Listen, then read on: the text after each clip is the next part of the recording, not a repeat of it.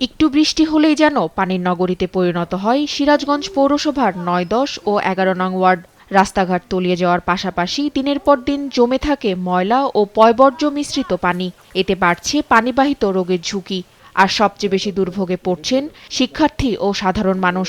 এই বৃষ্টিতে আমাদের সমস্যা, আমরা স্কুলে যেতে পারি না, প্রাইভেটে যেতে পারি না, আমরা রাস্তাঘাটে বের হতে পারি না। বৃষ্টির কারণে আমাদের অনেক সমস্যা, যে বাড়ি ঘরে পানি উঠে গেছে, তারপরে টিউবওয়েল পার পায়খানা এগুলা তলায় গেছে। টিউবওয়েলে পানি খাইতে পারি না, তারপরে ছেলে মেয়ে মনে করেন যে ভাত রান্না করে আমাদের সুস্থভাবে দেওয়া, সেটাও পারা যায় না।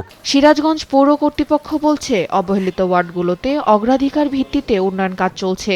জলাবদ্ধতা নিরসনে ড্রেনেজ ব্যবস্থার উন্নয়নে প্রকল্প প্রস্তাব করা হয়েছে। স্থানীয় সরকার মন্ত্রণালয়ে একটা প্যাকেজের আওতায় ছিল, সেটা অনুমোদনের জন্য আমরা আবেদন করেছিলাম। আবেদনটা তারা মঞ্জুর করেছে এবং এই প্রকল্পের কাজ আমরা শুরু করতে পারবো। সকল সমস্যা, অর্থাৎ ড্রেনের সমস্যা, রাস্তাঘাটের সমস্যা এবং পয় নিষ্কাশনের সমস্যা অত্যন্ত সুন্দরভাবে আমরা পরিকল্পিতভাবে ওখানে ৯ নম্বর এবং ১০ নম্বর ওয়ার্ডে সমাপ্ত করবো, এই আশাবাদ ব্যক্ত করছি। একই চিত্র মেহেরপুরেও। টানা বৃষ্টিতে মেহেরপুর শহর সহ জেলার বিভিন্ন নিম্নাঞ্চলেও দেখা দিয়েছে জলাবদ্ধতা।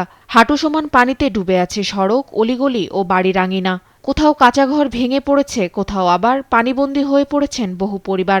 পানি জমে ব্যাহত হচ্ছে যান চলাচল, ক্ষতির মুখে পড়ছেন ব্যবসায়ীরাও। বৃষ্টির কারণে পুরো পাড়াটাই ডুবে গেছে। কোনো জায়গায় ১ হাঁটু পানি, কোনো জায়গায় মাঝাতর পানি, আমাদের রান্নাঘর তর সব ডুবে গেছে আমাদের, এমনকি আর ১ ইঞ্চি হলে পারে আমাদের ঘরে উঠে যেত।